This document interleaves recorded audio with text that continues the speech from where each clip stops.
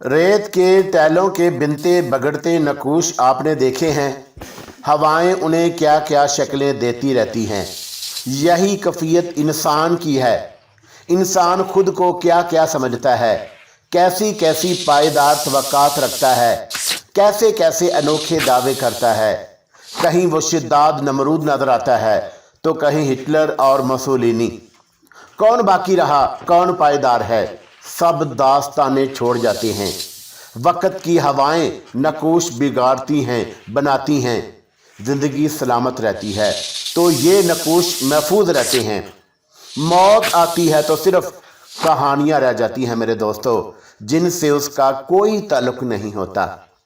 पुरइसरार और रोमानवी हैरत अंगेज कहानी नीतिका। अस्सलामु अलैकुम दोस्तों, पेश खिदमत है नीतिका एपिसोड नंबर 34।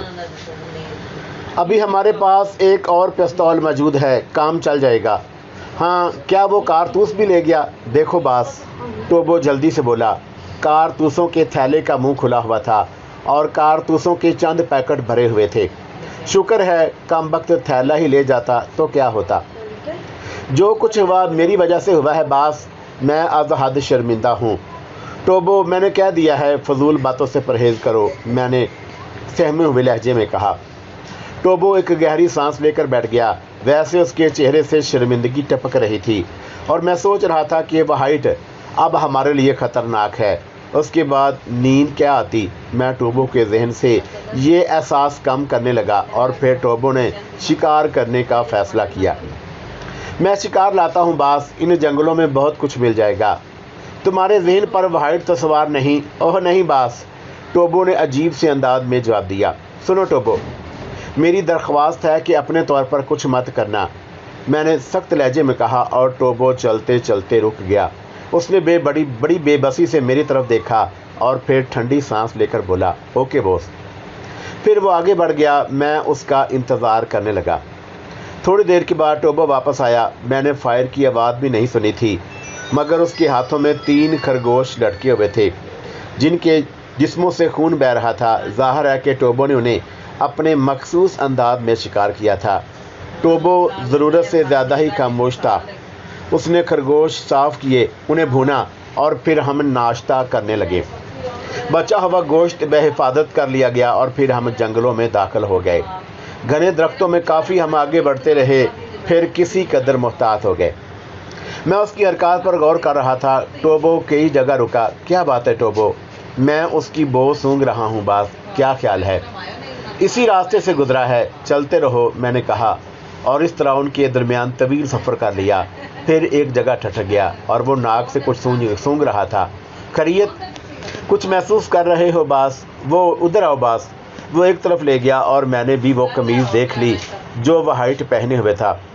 वो दरख्तों के एक झुंड की उस तरफ पड़ी हुई थी। मैं भी टोबो के पीछे दौड़ता हुआ उस कमीज़ तक पहुंच गया।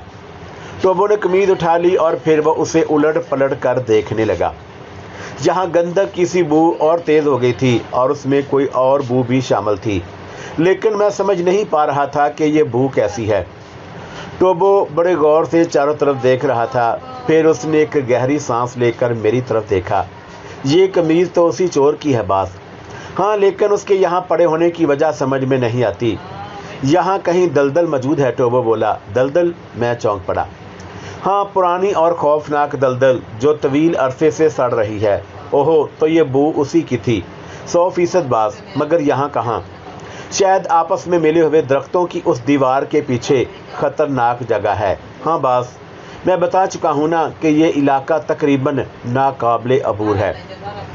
लेकिन क्या वह हाइट दलदल की तरफ गया है? पता नहीं बास, वो उस तरफ क्या करने गया होगा, टोबो ने कहा। उसकी निगाहें पुरख्याल अंदाज में ज़मीन कुरीद रही थी। दफतन वो चौंक कर ज़मीन पर झुक गया। क्या है? मैं भी उसके नज़दीक ही बैठ गया। जूते का निशान है मास्टर। हाँ, मैंने भी उस निशान को देख लिया। आओ आगे भी इन निशानात को तलाश करें, टोबो ने कहा और हम दोनों निशानात तलाश करते हुए आगे बढ़ने लगे। जूतों के निशानात दरख्तों के झुंड की तरफ चले गए थे और फिर उनके दरमियान एक रखना भी नज़र आया जिसमें से गुजर कर दूसरी तरफ जाया जा सकता था। تم رکو باس، میں دوسری طرف دیکھ لوں۔ اوہ چلو میں بھی چلتا ہوں، میں نے کہا، اور ٹوبو کسی قدر ہچکچایا تھا اور میں اس کی جان ساری کے جذبے کو سمجھ رہا تھا۔ اسے شاید دوسری طرف خطرہ محسوس ہو رہا تھا، اس لیے پہلے وہ خود ادھر جا کر دیکھنا چاہتا تھا تاکہ میں محفوظ رہوں، لیکن میں بھی ایسی زندگی سے کوئی دلچسپی نہیں رکھتا تھا جو کسی دوسرے کی قربانی دے کر حاصل کی جائے۔ اگر ایسا ہو گیا تو ضمیر کے بوجھ کو اٹھائے اٹھائے کہاں پھروں گا۔ ٹوبو درختوں کے جھنڈ میں گھس گیا۔ خاصی لمبی لمبی جھاڑیاں تھیں جو خطرناک بھی ہو سکتی تھی، لیکن بہرحال ہم انہیں عبور کر گئے اور درختوں کی دوسری طرف نکلتے ہی ٹوبو رک گیا۔ اس نے تیزی سے میری کمر پکڑ لی تھی، میں بھی چونک کر رک گیا۔ بس ماسٹر، اب ایک قدم بھی آگے نہ بڑھیے، ٹوبو چڑھے ہوئے سانس کے ساتھ بولا۔ دلدل؟ میں نے سامنے دیکھتے ہوئے کہا۔ ہاں باس، دلدل۔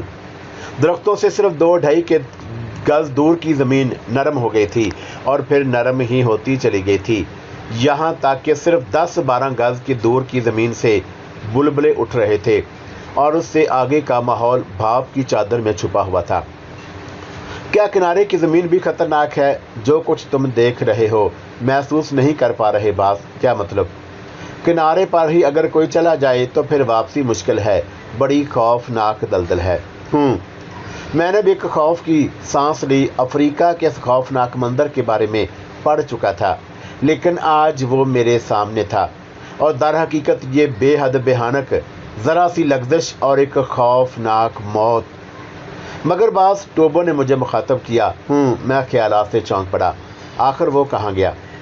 وہ اس دلدل کی نظر تو نہیں ہو گیا ٹوبو؟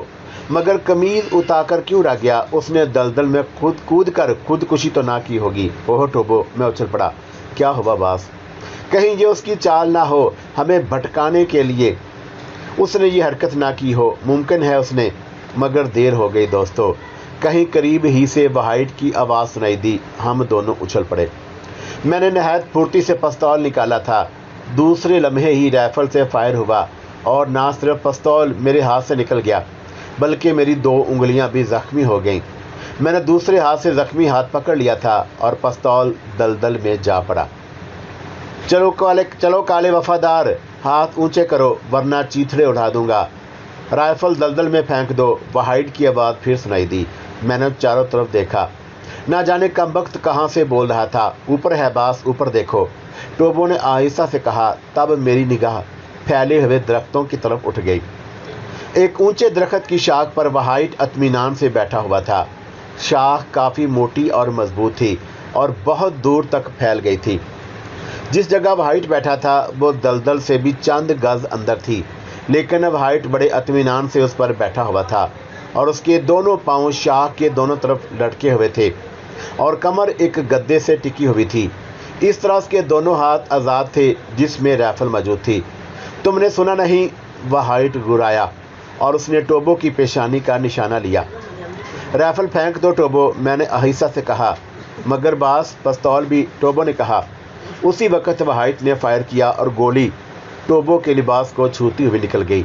رائفل دلدل میں پھینک دو، رائفل پھینک دو ٹوبو، میں نے کہا، اور ٹوبو نے مجبوراً رائفل دلدل میں اچھال دی۔ اب ہم دونوں نہتے ہو چکے تھے۔ وہائٹ کے ہونٹوں پر مسکراہٹ پھیل گئی۔ اب کیا خیال ہے ایشیا کے جیالے؟ اس نے مذاق اڑانے والے انداز میں کہا۔ نیچے اترو تو بتاؤں، سفید چور، میں نے دانت پیستے ہوئے کہا، اور وہائٹ نے کہکا لگایا۔ تو واقعی بہادر ہے دوست، لیکن ہر بہادر عقل مند نہیں ہوتا، اور یہ دونوں چیزیں یکجا ہو جائیں تو زیادہ خطرناک ہوتی ہیں۔ کیا تو نے حماقت نہیں کی؟ کیسی حماقت؟ مجھے قید کرانے کی بجائے اگر تو قتل کرا دیتا تو آج یہ نوبت نہ آتی۔ ہاں، سانپ کو مار دینا ہی اچھا ہوتا ہے، میں نے کہا، ورنہ پھر سانپ ڈس لیتا ہے، وہائٹ نے ہنستے ہوئے کہا، اور پھر وہ ٹوبو کی طرف دیکھ کر بولا، اور تیرا کیا خیال ہے کالے بے وقوف؟ تو نے شاخ کے اس حصے کا انتخاب کیوں کیا سفید سور؟ ٹوبو غصے سے بولا۔ کیونکہ میں تیرے نزدیک ہوتا، رائفل ہاتھ میں ہے، تو بہادر نہیں ہو سکتا۔ نہیں، میں ایک عقل مند بزدل ہوں اور یہی میرے لیے ٹھیک ہے، وہائٹ نے کہا۔ بہرحال تیرے لیے میرے پاس ایک پیشکش ہے۔ کیسی پیشکش؟ میں تجھے زندہ چھوڑ سکتا ہوں، بشرطے کہ تو میرے لیے بھی وہی خدمات انجام دینے کا وعدہ کرے جو اس کے لیے دے رہا ہے۔ سفید کتے، ہم سیاہ ہیں اور باعزت ہیں، ٹوبو بفرے ہوئے انداز میں بولا۔ تو ٹھیک ہے غیرت دارو، یہ دلدل تمہارا انتظار کر رہی ہے، وہائٹ شفاق لہجے میں بولا، اور میرے بدن میں سرد لہریں دوڑ گئی۔ میں وہائٹ کی بات کا مطلب سمجھ گیا تھا، اور اب میں سوچ رہا تھا کہ کون سی ترکیب اس شفاق انسان سے نجات حاصل کی جائے۔ بظاہر کوئی ذریعہ نہیں تھا۔ ٹوبو، میں نے سرگوشی کی، ماسٹر چالاکی سے کام لو، اسے معاہدہ کرنے کی کوشش کریں۔ معاہدہ باس، یہ سب کچھ تم کرو، میں تو درخت پر چڑھنے کی سوچ رہا ہوں۔ نہیں ٹوبو، ایسی کوئی حرکت مت کرنا جس سے ہمیں غیر متوقع نقصانات اٹھانے پڑیں۔ کیا مشورہ کر رہے ہو دوستو؟ وہائٹ نے جھپکتے ہوئے لہجے میں پوچھا۔ ہم بھی تمہیں ایک پیشکش کرنا چاہتے ہیں وہائٹ، میں نے کہا۔ ہاں ہاں کرو کرو، وہائٹ اسی انداز میں بولا۔ تم یہاں ہیرو کے حصول کے لیے آئے ہو ظاہر ہے، کیا تم نے نیتیکا کا جانا پسند کرو گے؟ بے حد، وہائٹ بولا۔ ٹوبو اسی علاقے سے تمہیں نیتیکا تک لے جا سکتا ہے، تم تنہا اس دلدل کو عبور نہیں کر سکو گے۔ ٹوبو کو ایک ایسا خفیہ راستہ معلوم ہے جہاں سے وہ ہمیں باعزت لے جا سکتا ہے۔ بہت عمدہ بات ہے یہ تو، وہائٹ نے کہا۔ کیوں نہ ہم مل کر یہ کوشش کریں؟ ہم سے کیا مراد ہے؟ تم، میں اور ٹوبو ہیرو کے 3 حصے کریں گے۔ خود کو کیوں شامل کر رہے ہو دوست؟ تم کس مرد کی دوا ہو؟ بولو، میرے بغیر تمہارا ساتھ نہ ٹوبو دے گا۔ اوہ زور سے، میں خود بھی خفیہ راستہ تلاش کر سکتا ہوں۔ تب تم جہنم میں جاؤ، میں نے جھلائے ہوئے انداز میں کہا۔ نہیں، تم دونوں دوستو، یہ دلدل جہنم سے کم ثابت نہ ہوگی۔ وقت ضائع نہ کرو، دلدل کی طرف بڑھو، چلو جلدی کرو، ورنہ میں تم پر جہنم کھول دوں گا۔ ایک بار پھر سوچ لو وہائٹ، میں نے کہا۔ تمہاری موت کے بعد سوچوں گا، اس سے پہلے کہ صرف تمہاری موت کے بارے میں سوچ سکتا ہوں، وہائٹ نے خونخوار لہجے میں کہا، اور پھر اس نے رائفل کے ٹریگر پر انگلی رکھ دی۔ ایک، اس نے خونخوار لہجے میں کہا، اور میں نے کسی حد تک بے بسی محسوس کی۔ 2، وہائٹ پھر بولا، اور ٹریگر کسی حد تک دب گیا۔ اور ٹوبو، میں نے کہا، اور ٹوبو نے قدم آگے بڑھا دیے۔ میرے ذہن میں کوئی ترکیب نہیں آ رہی تھی۔ شاخ اتنی اونچی تھی کہ اچھل کود سے پکڑا بھی نہیں جا سکتا تھا، ورنہ میں حیان کی بازی لگا دیتا، اور بہرحال دلدل میں غرق ہونا بھی مجھے منظور نہیں تھا۔ میں نے ایک بار پھر وہائٹ کی طرف دیکھا۔ اس وقت تو کوئی غیبی قوت ہی ہمیں بچا سکتی تھی، اور تب میری آنکھوں کے سامنے 2 سفید ہاتھ لہرائے، سفید لمبی لمبی انگلیاں والے نازک ہاتھ جو دعا کے لیے اٹھے ہوئے تھے۔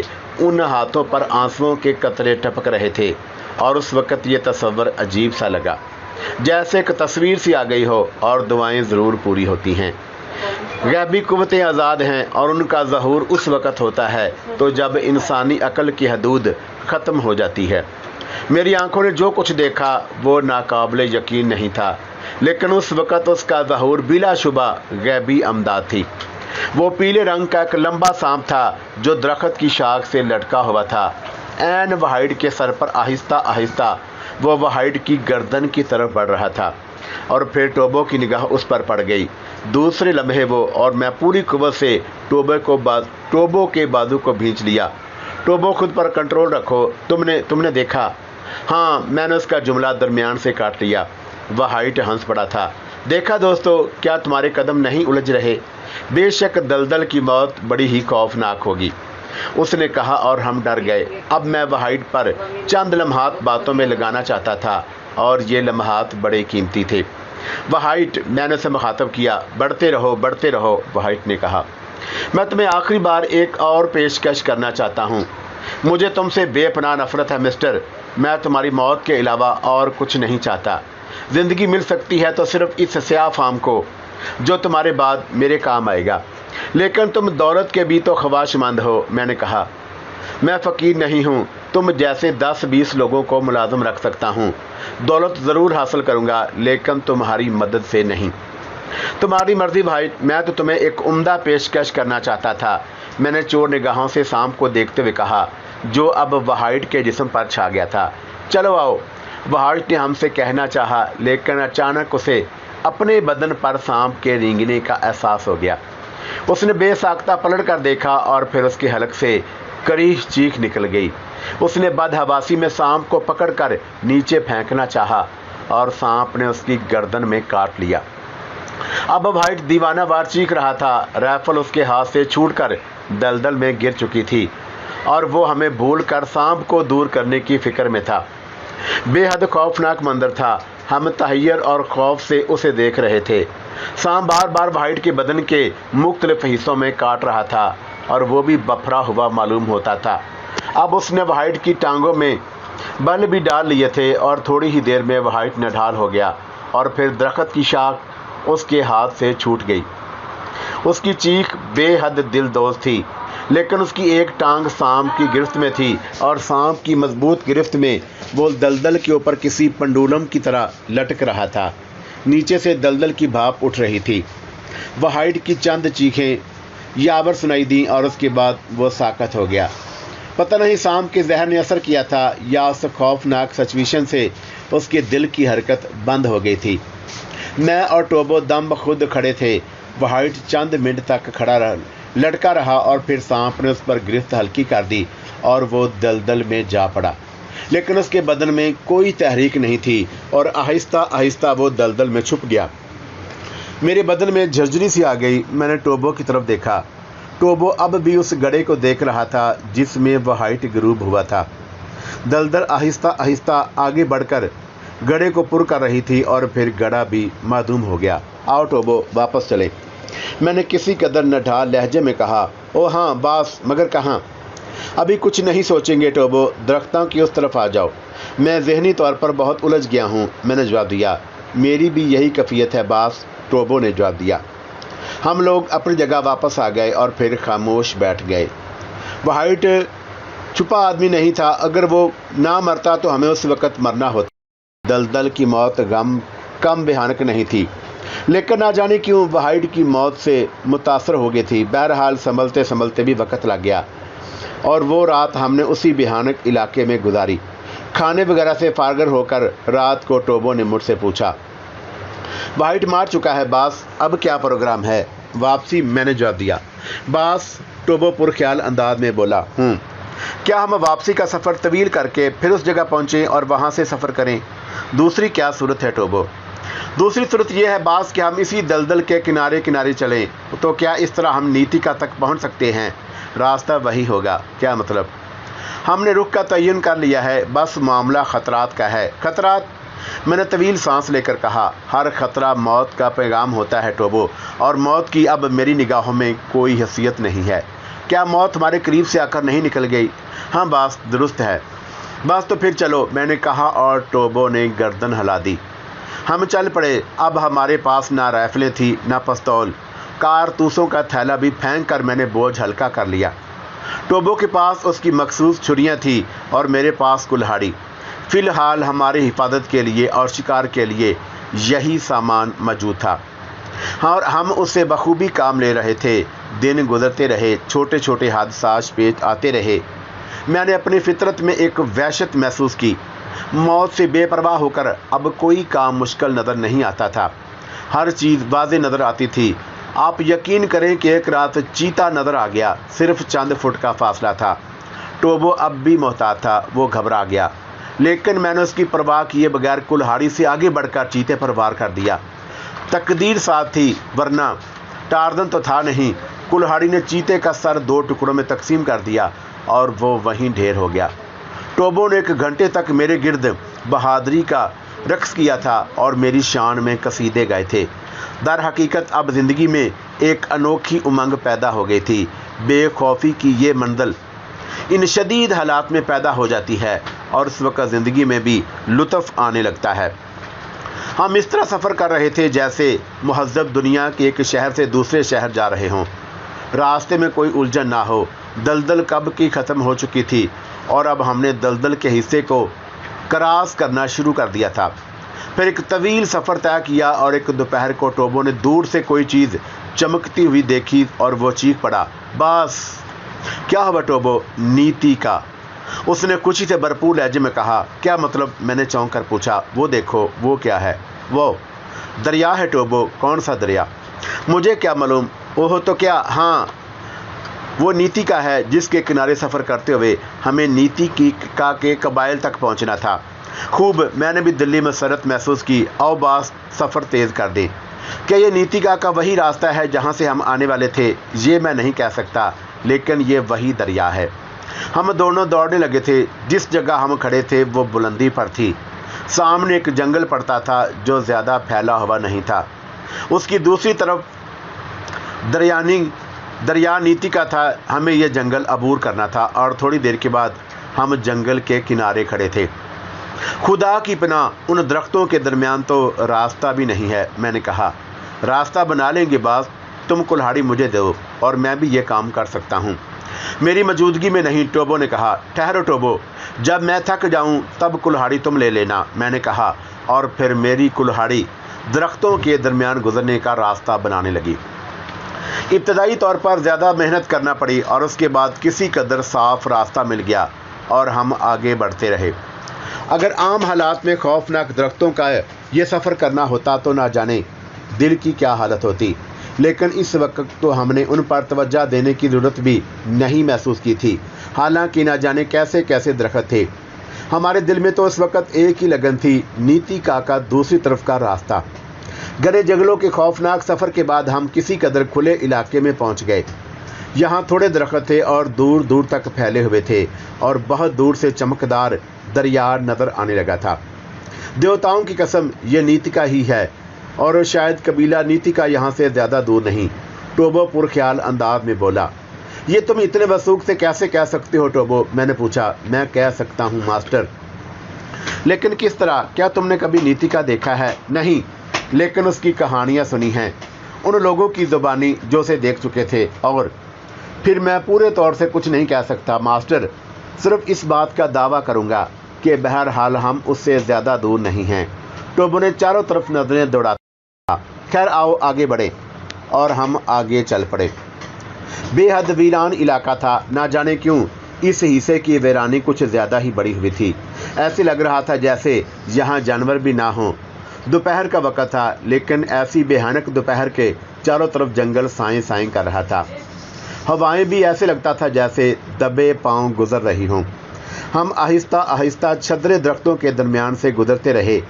یہ خاموشی خود ہمیں ہی عجیب محسوس ہو رہی تھی، اور پھر جب یہ ناقابل برداشت ہو گئی تو میں نے ٹوبو کو مخاطب کیا۔ ٹوبو، اور ٹوبو چونک پڑا۔